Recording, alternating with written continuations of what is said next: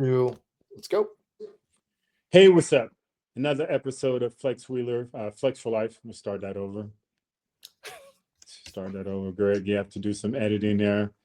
All right. Hey, what's up? This is Flex Wheeler. We have another episode of Flex for Life with my co-host Greg and Q. And today we're going to be talking about pain, chronic pain. Actually, a lot of the pain that I've had to go through over the years, and I know my story might be more known, but I know there's a lot of people out there dealing with chronic pain in one way or the other. So without further ado, let's get into it. So I know Q wanted to hit this one up, but Flex, we got to talk about you because you have, I know people are going to think about the phantom leg pain situation, which you have the extreme of on top of things, but there's other issues. You have your lower back that goes back decades, even before. Yeah. And I remember. Both shoulders. Yeah, both shoulders. Yeah, back. It's just certain things I can't do, certain ways I can't sit, certain ways I can't turn. And I remember, starting with the back. That was back when I was actually competing. I kept having these hernia in my navel. They kept putting these mesh screens in, and it would tear. And had another hernia surgery, and went in to start training right afterwards. And I used to do just this stupid stuff you should never do, but you're young and you're healthy and you're strong. But I would, in my deadlifts, I would like elongate my back and twist like I was stretching. So I did that, and I heard this pop, and I just hit the ground. And I woke up laying on the ground, and I was looking around, because Rico was right there with me. So Rico actually walked away because he thought I was faking. So I woke up and I was dazed, like, what happened? And then I felt this pain in my back. I felt this pain in my head where I hit my head. And I tried to stand up, and it was just crazy pain. And I remember the Barbarian brothers were there, and they actually helped me into my car. And they had told me about this doctor. So I drove to this doctor's place, and he gave me an epidural in my back. And he said, listen, and it was, even back then, it was really high tech, because what he did is he had an ultrasound in his huge TV, and he was putting, you go see right there, that's the nerve that's hurt and everything. So, I could see the needle going in, and he was like, listen, you're not going to feel any pain anymore, but you're not healed. Don't go in the gym. Stupid me. I go right back in the gym. Well, that was your job too, unfortunately. Yeah.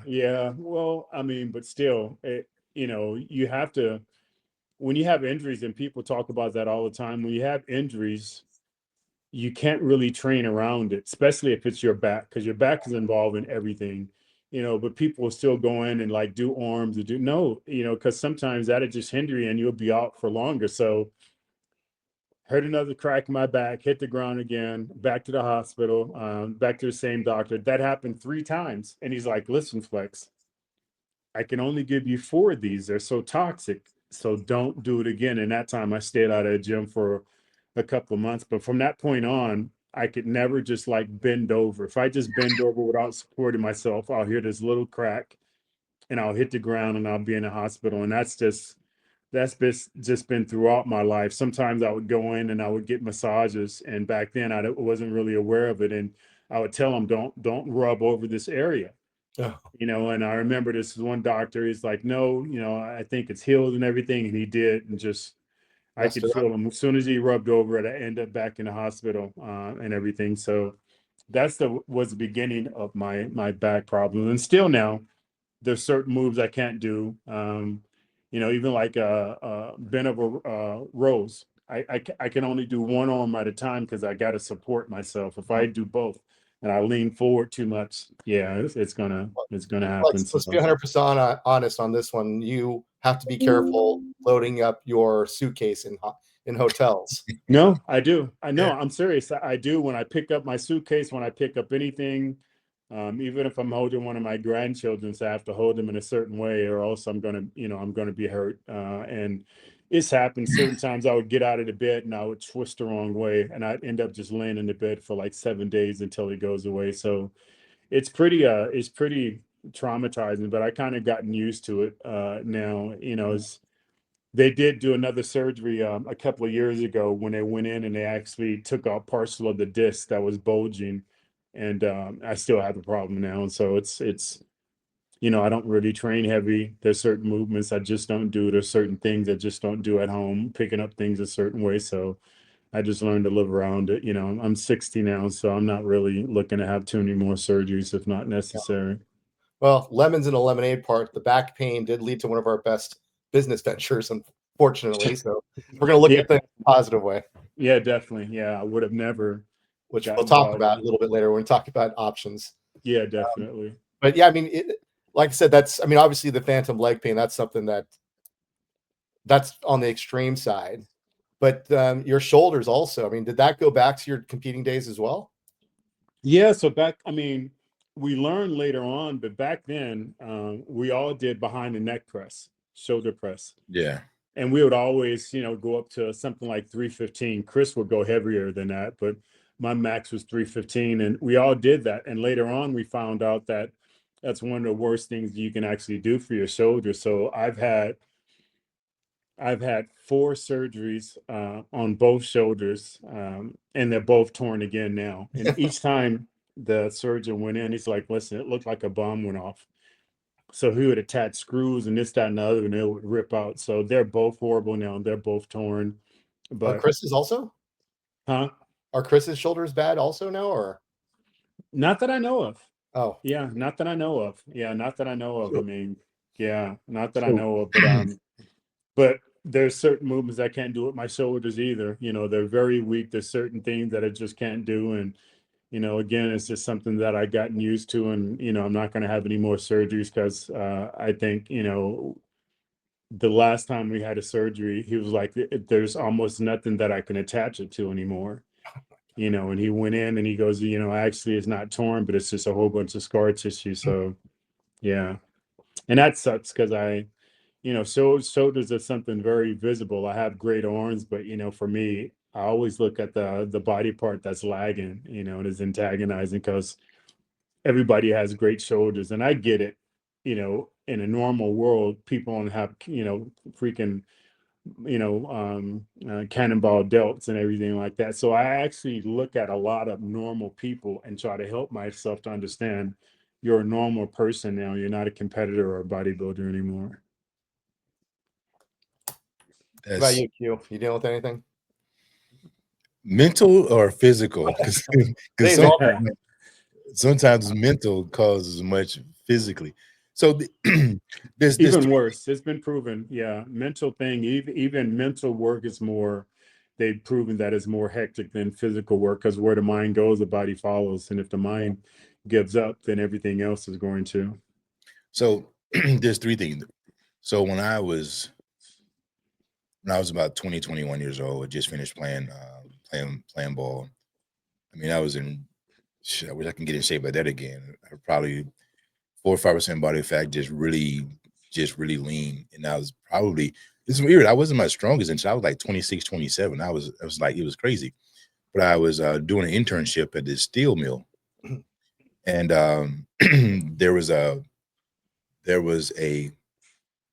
I guess you call it they used to transport the steel over your head, and one of the bands broke, and there was over 725 pounds of steel that broke apart, and it hit my head, shoulder. So fortunately, the bands broke on the crane, and when it broke, instead of it hit me all at one time, one band broke and the whole thing fell.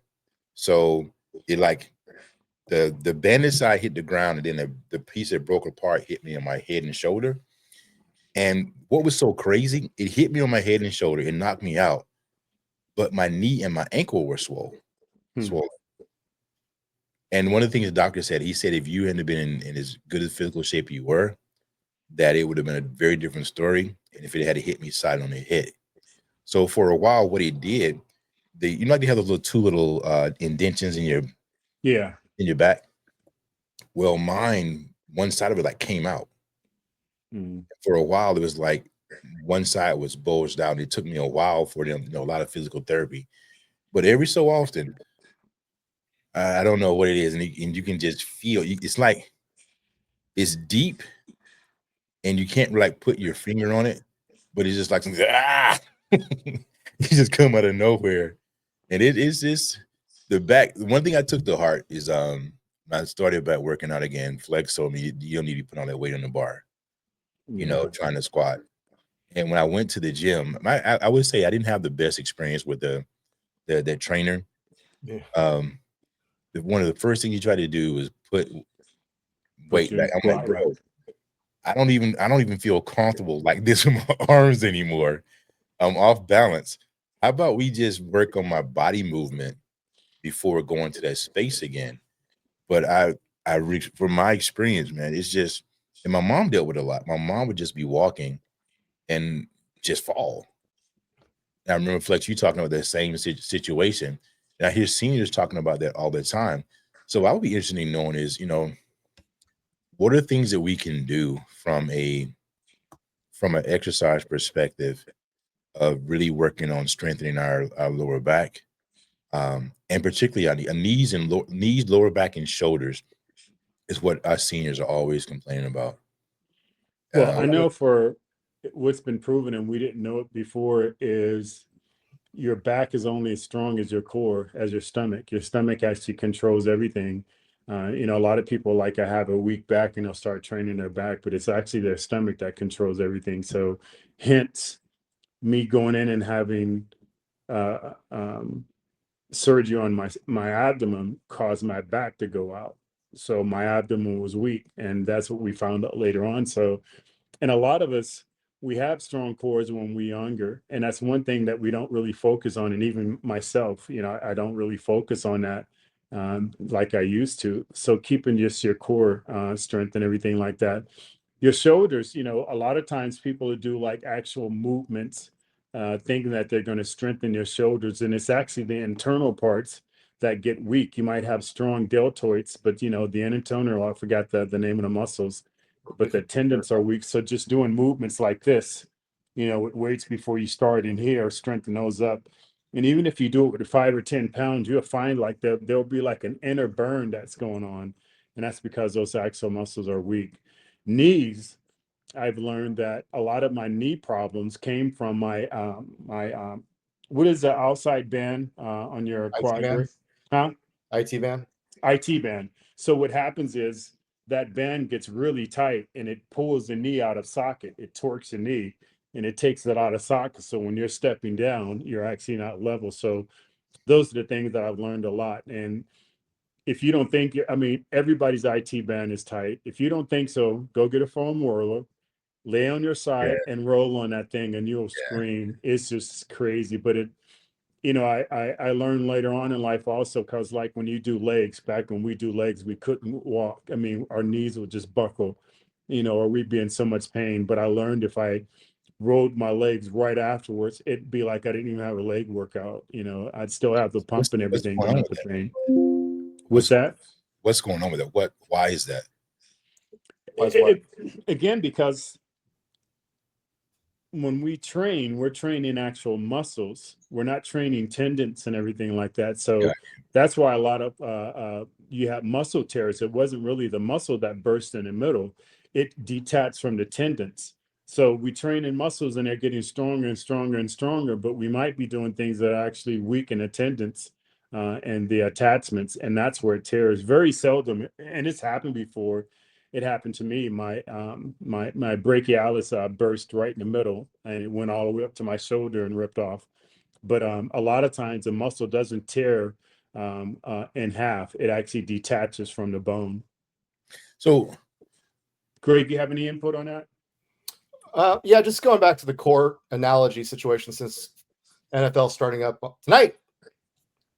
really, Cowboys and the Eagles. Think of it. I didn't see that. Think of the whole situation with your core. It is your back, it's your obliques, it's your rectus abdominis, your transverse abdominis. Think of it this way: if you have a really good secondary defense and really good corners, but your linemen suck, your whole defense is going to suck, right? So everybody's going to be pretty good and work together. Otherwise, it just doesn't work at all. Yeah. So that's kind of what happens there. If you have really strong rectus abdominis because you want a six-pack when you go to the beach, but you haven't trained everything else to work together, then you're going to have issues. And that's one of the issues that comes along with the bro split type of training, where we train muscles versus movements. When you do a squat, you're training your entire body together. When you do a deadlift or a lunge or something along those lines, you're training everything together. So when you just do legs, let's say even with a belt squat versus a bar squat or just a body weight squat, you're kind of breaking things down into parts, and you're just training the defensive backs. You're not working with the defensive backs together on a nickel play with the linemen. Think of it. That's the best way I can put it. I've heard different things about it. So not just from a training perspective, I was told by these nutritionists that everything about your health is in your gut. Oh yeah. Everything about your health is in your gut. So I don't know. I know these certain chakras that we have that emanate from that area, but can you actually just train your core? Or do you have to do? I mean, some people say no, you can't. You got to train your entire body. But I see people in the gym that just working on their core. Can you just train? On the fitness, eating Tootsie Rolls and pizza on a Stairmaster. That doesn't make it right. Yeah, I mean, that's the one thing I will put it straight out there. You guys know I'm blunt about this, but people first watching this, there are some serious fucking idiots in the gym right now doing some stupid ass shit. Yeah, I've been in Europe, and when I was competing, and literally watching people do cardio while they're smoking a cigarette. I'm serious. Now they're escaping. I'm serious, and a lot of them said it stunted their appetite, and they use it in that way. So I mean, yeah, there's always a right and a wrong way to do that. But as far as you saying, can you just train your core? You mean is it wise just to train your core, or is that just a muscle that you can isolate? I don't think so, because your core is activated to your back and everything. So again, I don't believe, and I think Gray probably know more as far as like from a science wise, but I don't believe that you can actually isolate and train one muscle, period, because it's attached to other muscles as far as stabilization, or if you're doing your chest, you think you're just training your chest. No, you're not. You're training your shoulders, your triceps, and a bit of your biceps. So, I remember back before, a lot of people say, I'm going to isolate the muscle, and I look at them like, you're stupid. That's not possible. It's just, but really, people really, I'm doing biceps and I'm isolating. No, you're not, man. Your chest and your shoulders forearms, is coming into play. hands. Oh yeah. Definitely. Yeah, even if you're sitting there doing crunches and you're only trying to hit your rectus abdominis, yeah, your obliques are working, your stabilizers in your back are working. Yeah. If you're being stupid about it, you're actually working your arms, because you're probably pulling up on your head. There's almost no way outside. And your hip flexors are coming into play also. Yeah, a lot. The only way we're going to do this, if I Jack the Ripper you with a knife and I actually cut that shit out and then have you flex it then. That's the only way you're going to do isolation. And one of the muscles I work when I'm doing my abs right now that really isn't good is I found that I'm these muscles in my neck. Oh, you didn't even say the neck. Yeah, because again, I'm like, why is my neck? They think by bending more their neck that they're doing more, but you should just keep your head straight and just crunch as hard. But people they'll overcompensate, out of just not knowing that you're bringing more muscles into play. Now, that's an interesting point you brought up, because when you start to feel that, you're looking at your body's compensation where you have more strength and weakness. So basically the areas that are going to be overpowered, because right now I can even see your head is forward a little bit more because you're used to being at a desk at a computer. Yeah. So this is pattern overload. So that's going to take over when you're doing crunches. That makes sense. Yeah. And even more so, it's just a natural phenomenon as you get older. Your muscles start to contract. You're losing muscle and you hunch over and you bend over. Even myself, I find myself when I stand up, I'm kind of hunched over and I have to literally say, no, stand straight up and pull your shoulders back. But what's happening, talking about pain, doing, you first started back doing your abs and the cramps that come. Man, that's just telling you how weak that muscle is, man. Just whenever you go back, I would call it any Jesus, exercise, Buddha, Muhammad, and none of them was answering. No. None None of them But you were know, there. that's a good thing when you're training and you're sore. A lot of people think it's a bad thing. If you're actually listening to your body's telling you this is weak and it's giving you a signal that that's weak and it's something more that you need to train. I mean, your body is made by, you know, just someone beyond everything. He created everything. So your body will tell you, you know, if you're stressed and you're tired and you don't take a break, your body will cause you to start having, you know, diseases or sicknesses where you'll have to lay in bed and it's forcing you to take that break. You know, if you're sick, you'll start getting the sniffles or whatever, or chills, whatever your body's letting you know that something's going on. So, you know, just really need to be more in tune with your body. If you're feeling the pain, you need to go and have that looked at because your body's giving you a signal that there's a problem before that pain becomes into an injury and then you're in the hospital or you're laid up in bed. So you guys know I deal with those that are a little bit more mature in life. And the one of the things I'm seeing often is hip replacements. What's happening when that's causing the hips to go out, and what can we do when we're in our 40s and 50s? Now, are we talking about non-elite athletes having to get it done because they just put their bodies through too much? And we're Not talking elite. No, these are average Joe average, athletes, everyday American or people who not want. Ronnie Coleman or a No, pro no, no, wrestler like Triple H. We're talking no. about I'm talking everyday people. Like for example, one of the guys, one of my friends that play ball with in college. You know, he had his first hip replacement at 53. The other one's at 56. And a lot of seniors, you know, when even the seniors that get older, no, they fall and break their hip. And the doctors are saying like it's over. Yeah, Yeah. it's a So cardinal what's sin. happening? Yeah. So what's happening in that situation? What can we do to help with that? well, you want Flex, you want to give the happier version of this, and I'll give the not so happy version of why it happens. I mean, you know, the truth is, um, even if you're just getting older, you're losing muscle mass, you're losing flexibility, you're losing stability, and you're Bone probably density. deficient. You're probably deficient on a number of different vitamins and minerals, which is causing that. So I think it's just because you're not active anymore, you're not walking anymore, you're losing muscle mass, and you're acquiring your tendons and your joints to do more than what they're meant to do, and at a certain time they're just going to fail. So that's not really the happier version, but I know Greg go into That's the the happier dungeon. version. Now, I mean, just add on to that, as we age, our ability to metabolize protein and even digest and absorb it lessens over the years, starting in our 40s. And that's new research that's coming out. So you can't, I don't care what any vegan idiot tries to tell you, you have to get protein in your system. And as we get older, you need more of it because of the deficiencies there. And even then, we're not metabolizing it and utilizing it properly anymore. So that means you need to get more in. And it's not going to come from soybean freaking wannabe hamburger. So this is good, Greg. You're not a plant-based diet type of guy. No, I am not a plant-based diet type guy unless you want to die a slow, miserable death and not ever be happy again. But no, I mean, on top of that, I mean, if we really want to think about this in a scientific manner, prior to medical intervention and a lot of advancement during the first two world wars, I say first two because I think we're adding in a third one fairly soon now.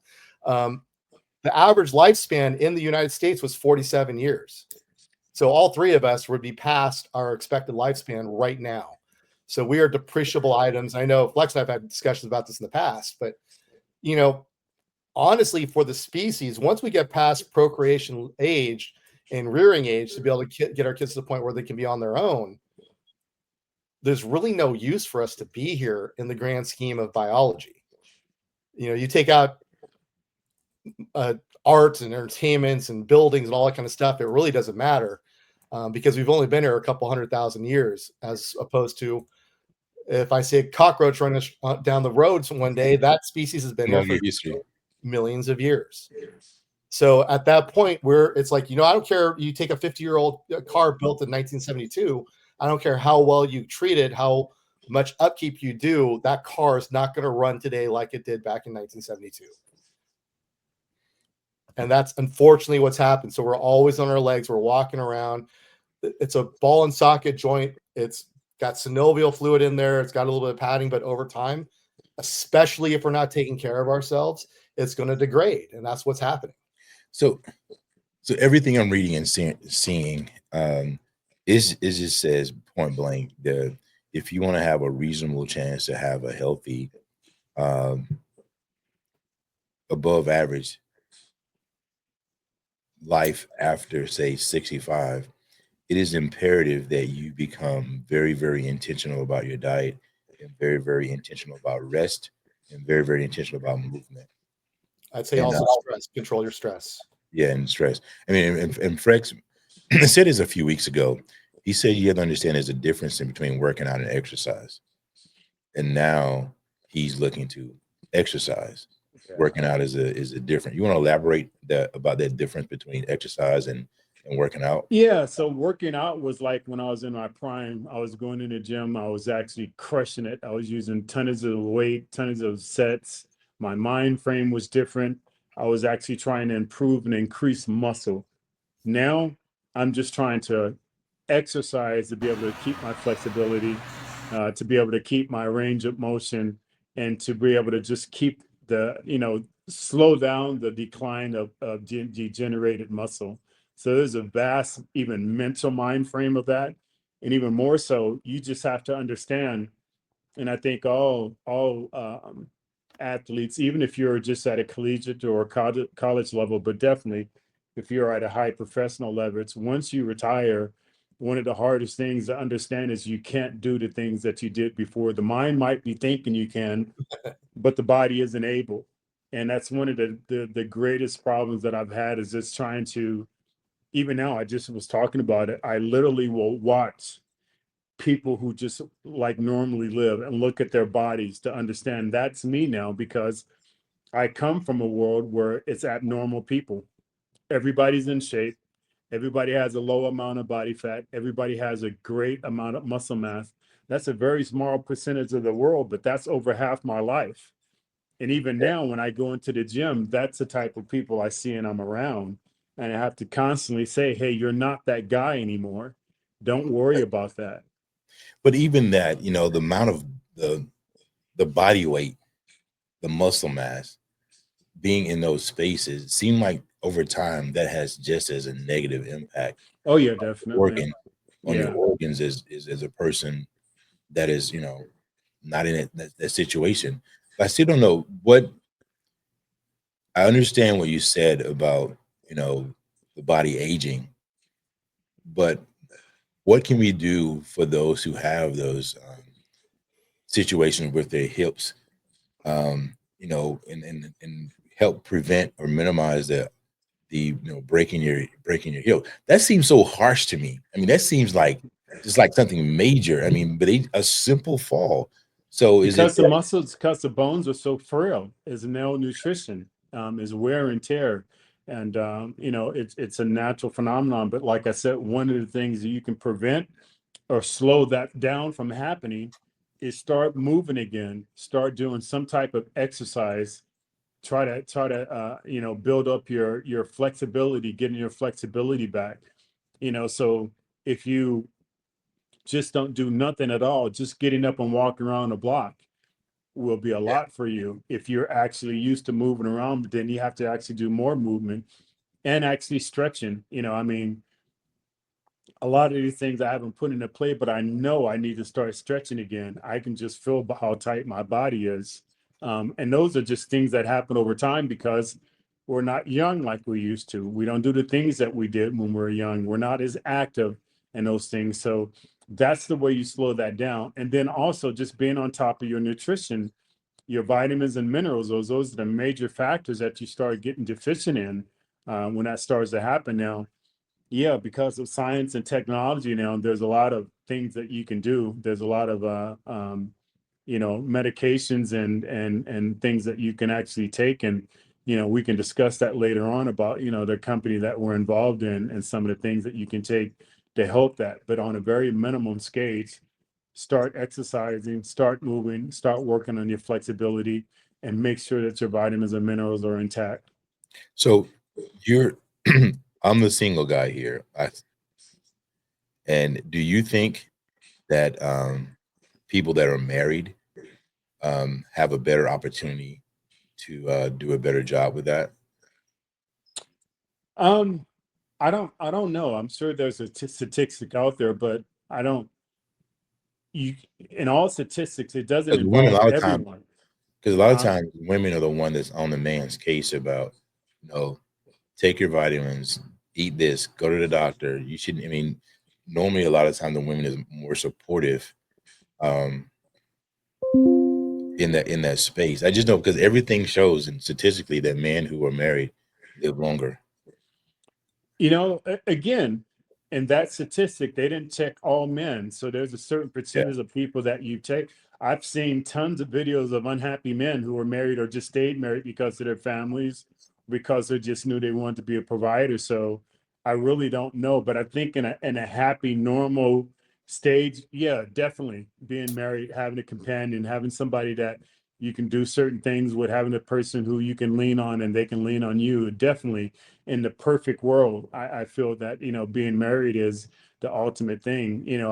I remember, being a bachelor. I remember being, unmarried after my divorce, and just the thought of having to go back on that dating scene, having to go back out and do certain things. I couldn't do it anymore. It's like, man, I'm not, come on, look at my age. I can't go back in no club. I mean, and I'm not really should have a went to type church, of not guy. club. Yeah, and I'm not really a guy to go to functions or anything like that. So, I feel like in a perfect world, yeah, definitely a married man is going to be happy because they have somebody to look after and they have somebody to look after them. I had a question for Greg, and questions I'm asking guys is, some things I reached out to my clients and friends, and this term bone on bone is always referring to their knees. Mm. Where what's happening when is the pain is coming? They have immense pain in their knees, and they go in and get these like in some type of Injections. I've injections. had it done before. Yeah. What is it? What is guys? What is that about? Because that's a common pain for a It's lot of the cortisone injections are just there to mask the pain, not to fix the Yeah. problem. No, this is different. This is one of my senior clients had this done this week in Atlanta, where there's actually say what? Stem cells?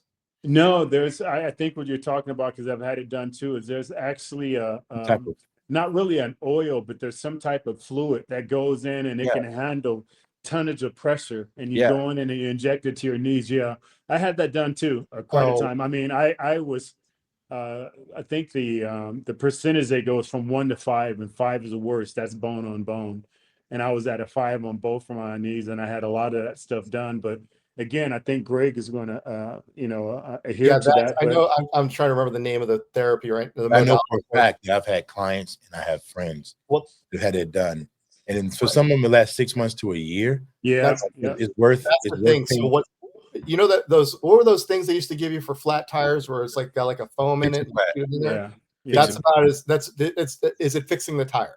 It's Mm. insert some type of Yeah, is Fluid. it fixing the tire? Yeah, No, it's giving you enough of so a you got cushion to 50 miles before you go back to flat. the store to buy new tires.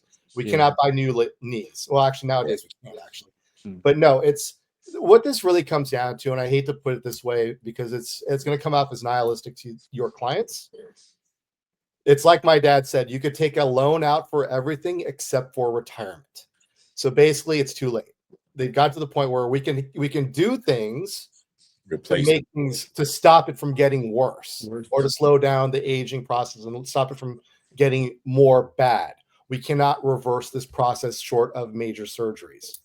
So basically what this comes down to is you're 20, 30 years too late. You should have been doing this. You should have been starting this in your 30s when everything starts to decline naturally. So you should have been exercising. And this is something that Flex knows is I pound into my kid's head. I don't care if you're playing a sport or doing anything along these lines, you're going to be active in something. You're going to get your workouts in. You're going to be doing specific things. You're going to be walking the dog. You're going to go take hikes. You're going to go swim. Regardless, even if you are playing a sport, which they all do that as well.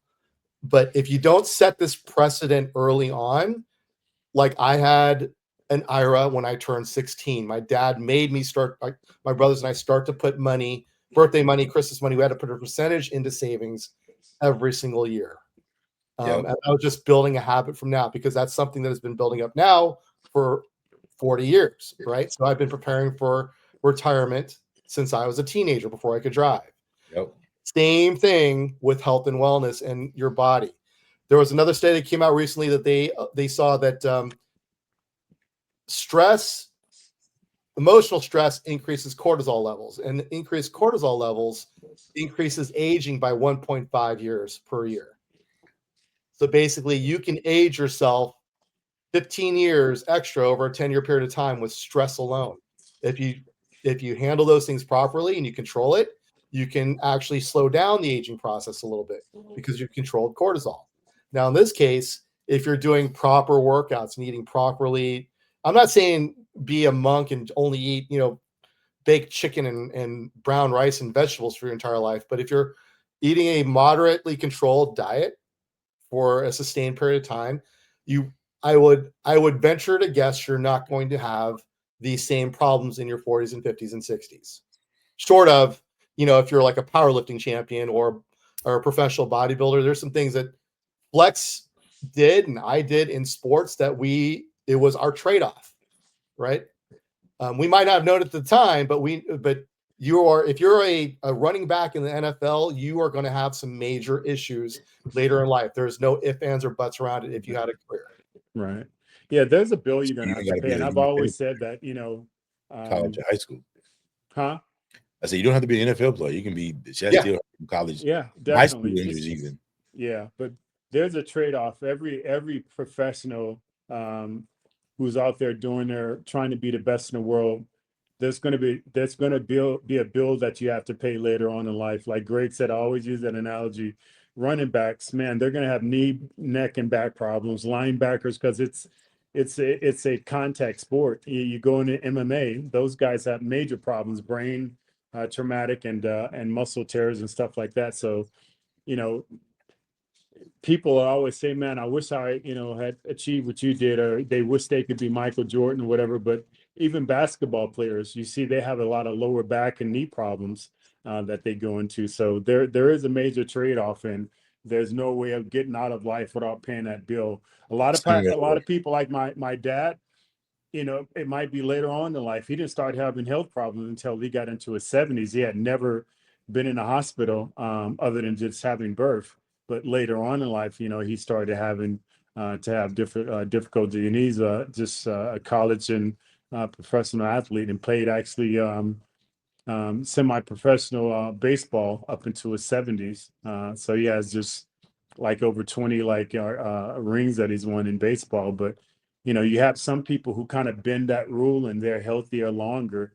But statistically, the majority of the people, and even like a lot of people will say, like that trade-off wasn't that great, like the injuries that I've had from competing, or even more so like Ronnie, but there's a lot of people out there, and more people out there, that has dealt with the problems that I've had, or the problems that Ronnie's had, and never done nothing, never achieved anything in life. You have so many people out there that have had back surgeries or knee surgeries. You even talk about your clients having hip replacements. You have, Ronnie had hip replacements, but look what he's done. His name is going to be known in history. So there is a trade-off, but for us, in our mind frame, that's an okay trade-off. I'll take that. My name is etched in time, and it'd be known forever for what I've done, other than having to go through certain health problems and just be withered away and not be known, or your family tree not known. Yeah, I mean, conversely, on the whole athlete thing, if you spent your entire life eating poorly or eating really, really, good stuff, and not getting the proper activity, not taking care of yourself, there's going to be that bill to pay later. Also, I would venture to guess, short of, there's some people with some genetic problems or whatever, or born with genetic issues, or car accident injury types of situations, more, stuff like that. If it was just built up over time, that was a lifestyle issue. I would guarantee money wise, that's what caused it. So again, just like with retirement, investing in your future there needs to start at a young age.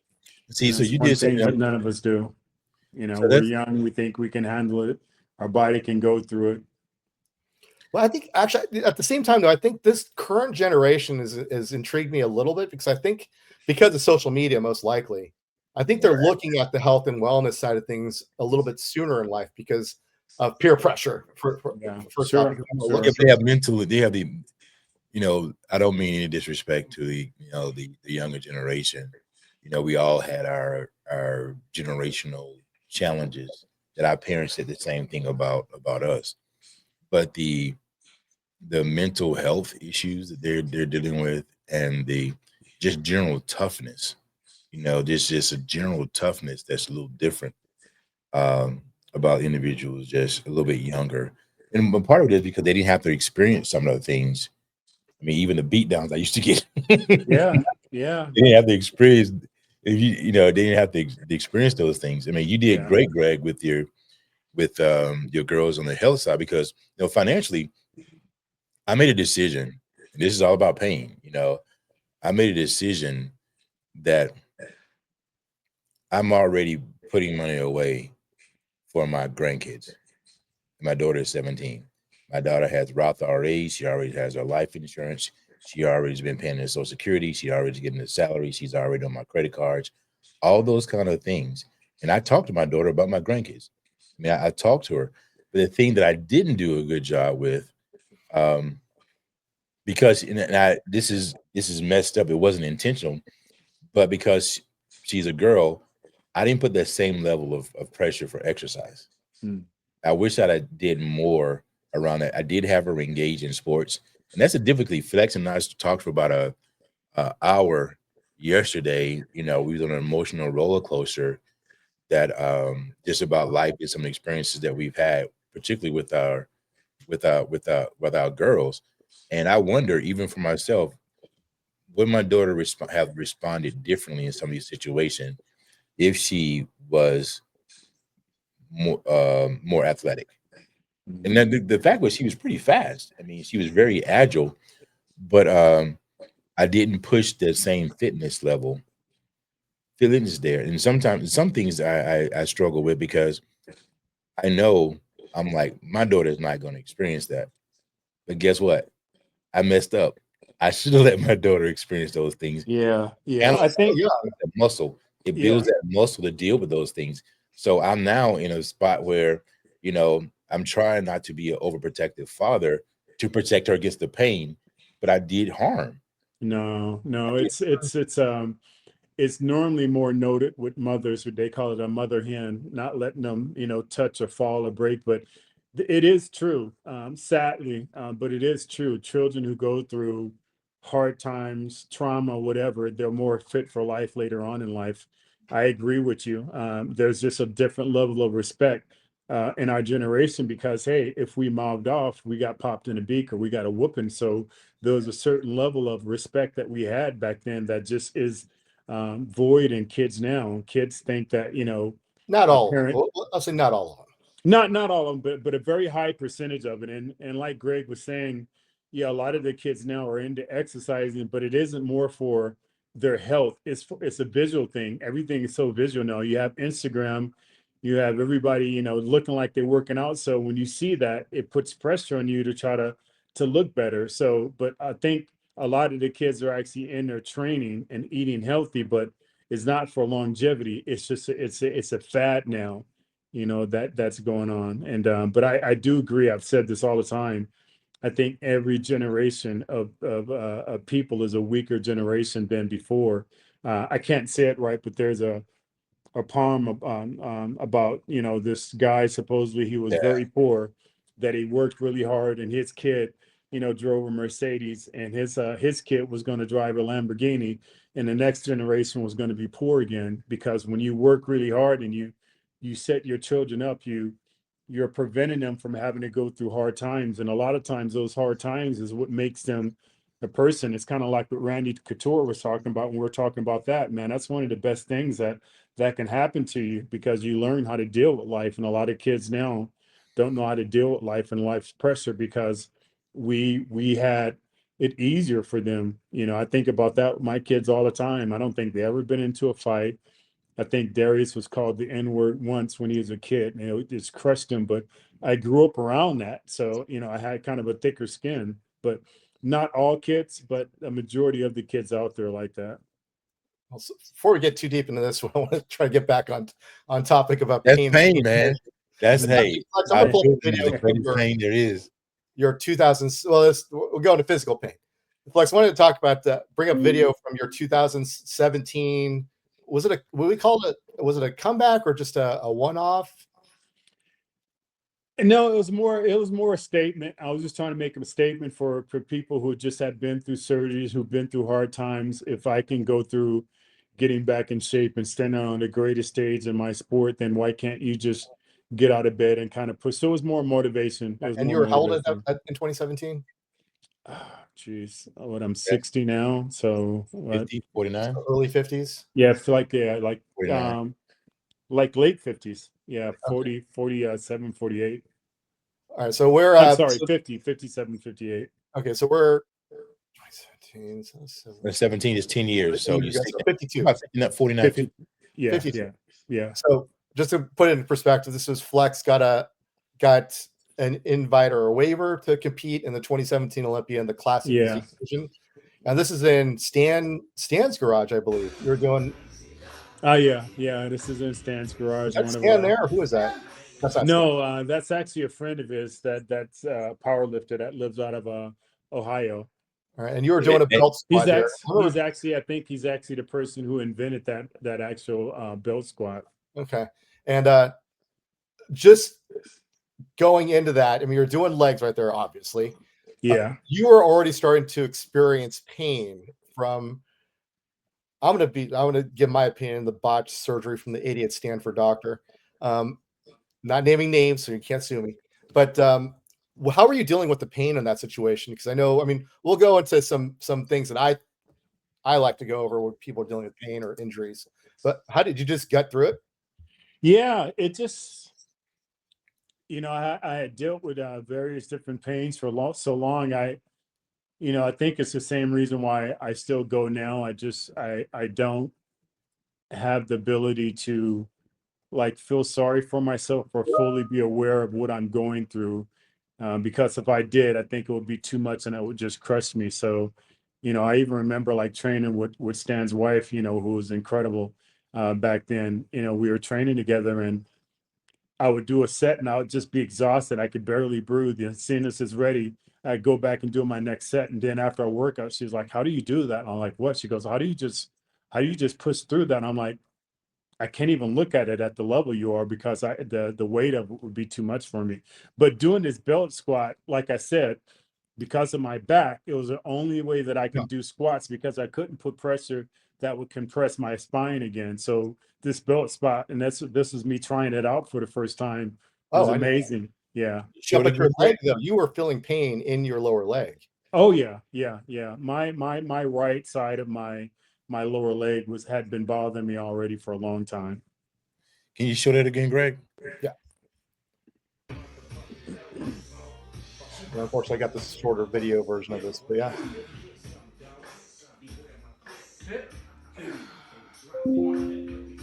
How does it feel differently than your normal squat? Well, your whole upper body's taken out, so you don't have to work as hard. Yeah.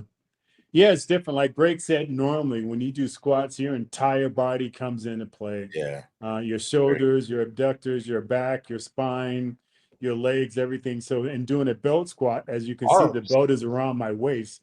So it takes out all of my upper body. You see, I'm actually able to lean over and hold on to a bar. It's completely taking my upper body out of play. It's a great machine. Yeah, for a bodybuilder situation, especially, let's say that we have to take our bodies and make it and develop in a ways that we need it to, not versus what it wants to. Yeah. What a belt squat does, first off, it takes your upper body out so you can push a little bit harder on your legs, but you can play around with foot placement and a lot of other things to hit specific areas. So I mean, there, yeah, I mean, that's what makes it such a nice machine.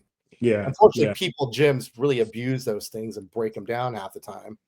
But if you're like Stan Efforting, you have your own in your garage. It totally changes the calculus. I don't know. Gym is a dungeon. We used to bang there all the time. Yeah. Yeah. And again, that was just a way that I had to learn to do something different. I can't remember the young man, but yeah, he's the guy who actually invented that belt squat. And that's why you see he's saying, yeah, that's low enough. That's great. and trying that out, but just I couldn't do squats anymore. I can just do leg press. I could do leg extensions. And when he created the belt squat, it's like, wow, Oh, that's that's something okay. I can do. But also, I couldn't stand up straight. You normally don't have to hold onto the bar. I couldn't stand up straight because it would have caused my lower back to engage. So that's why I had to lean over and really take my lower back out of play. One of the reasons I brought this up, and I know I'm going to probably get 20 questions from Q in a couple seconds, but we all go through some acute and chronic pain situations. And I know one of the things I still hear it and it makes me cringe is when people tell you to, you have an acute injury, you twist your ankle, whatever, and then the automatic go-to is ice it. Whereas now, current research, we've found that the whole, we had the acronym RICE, rest, ice, compression, elevation. We've learned now through science and trial and error and research that was all just a big, stupid idea. With injuries, especially acute injuries, let's say like we have the Caitlin Clark situation right now with her. She's been out for quite a while with the torn groin situation. Immobilizing and icing actually slows down what we know now, slows down the healing process. That makes sense, though. Yeah. In hindsight, doesn't it? Yeah, because you put ice on it and it slows down the blood flow. You need the blood to go there for the healing process. Yeah. And it comes down to pain management. As soon as you can handle the pain, you start to slowly integrate the movement back in, which also speeds up the healing process. So immobilizing it and icing it does the exact opposite of what you want to happen. Yeah, 100%. Again, all of us before were students and learn, that this generation had learned before. Like I said, we did have doctors that helped us, but I always knew back then that I'm my own doctor. I put on my white coat and I try to figure out what works best for me. Back then, training hard and injuries or pain, you train through it. No, that's stupid. No, we understand that. No, you stop and you become aware of that injury and you help it to heal. But yeah, it was just different thinking. Technology was very limited back then. The great machines that we have now that take other muscles out of play or whatever, we didn't have those back then. So it's a grave difference. Yeah, just a caveat to that, like a completely torn ACL, you're not going to be able to just work around that, right? There's some situations where there will need to be some medical intervention and then proper modalities and physical therapy to follow for the healing process. But in most cases, unless you really completely tore something, there's other ways to go about it that we were doing it completely wrong back in the day. And unfortunately, there's still some doctors and physicians and that still promote that stuff. Like anti-inflammatories. Again, that's taking blood away from there. The inflammation process is part of the healing process. Yeah.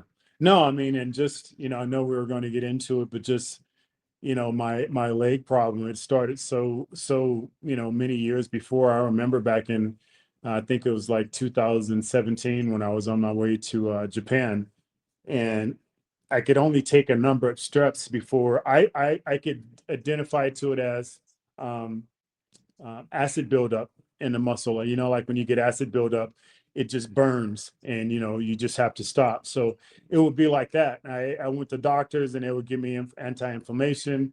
There's actually footage in a video when I was training Keon, I was on crutches and I had a boot on my leg because at that point they had told me that I tore in some small muscle in my foot or whatever. And I just knew that they were idiots. I'm like, I know better than that. But I can identify and remember I was actually in the gym and I was stretching.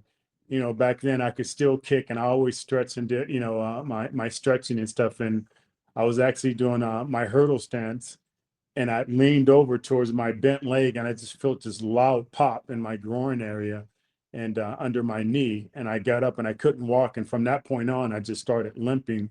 But I can even go back to when I went to Budapest, I think it was in the early 2000s. They had me doing like this aerobic exercise. Back then it was these big classes where they wear the fluffy socks and you do all. So they wanted for me to be able to prove that I can do that. So I'm doing that and I'm doing all this jumping around. and my calves were actually on fire. They were just burning. And afterwards I started walking, and I just heard this pop right behind my right calf. And from that point on, I was limping. So fast forwarding, again, I get it. Our doctors are trying to do the best they can with helping us and everything, but they completely misdiagnosed me. And you would have to wonder, would I still have my leg now if they had diagnosed me properly? But it was actually my wife who had said, I think you have, what is it, DVP? What is it? Geez, I can't think of the name of it. But she was the one who actually said, I think you have a blood clot, because my calf was really hot and it was really swollen. And later on, that's what they ended up finding out. And when they found out, it was too late. They went in and tried to put in 2 artificial arteries. Huh? And that those blood clots happen to a lot of people. Oh yeah, yeah. A lot of Yeah, it seems definitely. like it happen more in women. I mean, that's Deion Sanders' situation. And he didn't even Yeah. realize he had uncles that had passed away for those types of those types of situations. I had Yeah. before we transition, there was one more. So, and I'm the one that doesn't have any professional background in weightlifting. But one of the things I wonder, there's these regimens and cocktails that a lot of professional athletes, particularly in the bodybuilding world, they take to enhance their performance, so to speak. You talking about peptides? Yeah, well, whatever. It could be peptides. It could be various hormone therapies. Yeah. Any Are performance is there enhancing drug. performance enhancing drugs? So is there and we've made an investment, and you guys mind sharing a little bit about some of the things that are out there that are supportive for men and women to help as they age? There's no expectation of being at the same level you were at 18, even though there's certain people telling you there are certain things that it can. But what are some of the things out there that are easily accessible that can help one maintain, let's say, above average lifestyle in terms Funny of? you ask. So one of the newer peptides that's out there that's getting a lot of traction lately, I'm gonna actually pull up a First study of all, that came out recently. can you explain for the novice, what is a peptide and how does it work? Peptide's another drug. If I'm just be 100% honest. And BPC stands for body protective compound. 157 is the 157th version of it. Okay. This is one that basically has been shown to increase your growth hormone receptor viability. So basically, it makes your body more receptive to growth hormones that are already being produced. It doesn't produce growth hormones. So let's put out there, this is not GH. Yeah. But what it does is the growth hormone that your body's already secreting, it makes it more effective within your body's usage. So what that means is both soft and hard tissue rejuvenation. So injuries, or in this case, it could be, brittle bone situations because of age again. Your body will put more oomph into the rejuvenation of those tissues. Now, something that's a little bit secondhand to that, and that's the second study, is it looked at its ability to speed up the recovery process from workouts. Right. So what happens when you work out? Flex talked about the whole fatigue situation because of certain metabolite buildup. There could be damage to the muscle cells afterwards from a workout. What this does, it speeds up the recovery process. So what does that mean? You can actually either one, do harder workouts and recover from them more efficiently, or do longer workouts and recover more efficiently, or C, do longer, harder workouts and recover more efficiently. So that makes you're going to get more out of your workouts from it. Now, before we start debating the topic or going into it, unfortunately, this has not been FDA approved per se. It's been approved for research purposes only at this point. It is available for humans to buy for research purposes, But the vast majority of the research, and that we are talking peer-reviewed, published research on this topic, was performed on transgenic rodents. Now, to the Trumpies out there, this is not transgender. That's not what we're talking about. Transgenic are modified genetic rodents so that they react as a human, as closely to what a human would react to. Every drug that has ever been put out there started with research on transgenic rodents. They have been around for 40 years. It is nothing new. This is not Alien Earth on FX. This is real science. So the research is there. There are very few human-related studies, but unfortunately, the studies that were planned by NIH moving forward have been scrapped because the funding that has been pulled from National Institutes of Health. And there were some universities that were going to do some as well. Those have been pulled because of the new funding of universities. So unfortunately, your gains just got effed by the government. But there's still a lot of promising research that is already out there. Yeah, yeah. But I was listening to a bodybuilder talk a few weeks ago about. I was telling him some of the things that they can find on our website, Prime Mode MD, and he was talking about. And I told him about it. The first thing he said, "Yeah, I take that for recovery." So if I, ordinary Joe, what difference would I feel if I chose to take that? If it is if you're getting it from a source like ours, like Prime Mode MD, versus a black market source that has an Instagram page, you're going to feel rejuvenated. So a lot of your aches and pains will start to diminish quite a bit, actually. Any injuries you have might start to heal quicker.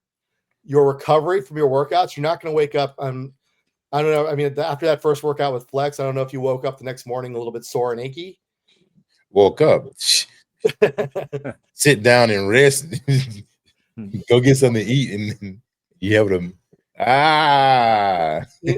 after a week or two of the actual, because they would have to prescribe you a certain amount for your body size and everything else in your fat-free mass. But basically, you're going to feel more. You're going to recover from your workouts quicker, which is part of the process, right? That's what really slows things down, where you can overdo things and not recover quick enough, and then you're not ready for your next workout, or you don't go to your next workout because you're so sore you don't like it.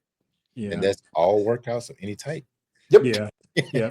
And the one thing about Prime Mode MD, when you go there and you submit your information, you'll be actually talking to a doctor, and you'll get prescribed the right things if you let them know what injuries or what problems you're having. There's a peptide out there, and I remember peptides almost 10 years ago when they first hit the market, and it was actually a way for a lot of us to utilize these that didn't want to have to go the old route of actually using sports technology drugs. So they actually really do work, and they gained a lot of notification. Now there's a lot of pro athletes, there's a lot of just normal people that take peptides for those various reasons, and a lot of them, what they do is they just help your body respond to natural chemicals or hormones. Unlike when you take sports technology drugs, you're actually inducing an artificial, which is turning your body off. These are actually turning your body on and helping them work in a more efficient way. So I definitely suggest you guys go out, type in Prime Mode MD, have a look, go on there, be able to talk to a doctor and be honest. And it's not just peptides that we have. We have everything from hormone replacement to, Hair replacement. Hair Hair replacement. I mean, everything to, if you have a problem because you've gotten older and you don't perform as well, we have everything you need. So, it's definitely a great option out there that you can go and try. So I was thinking about this. I just had an epiphany.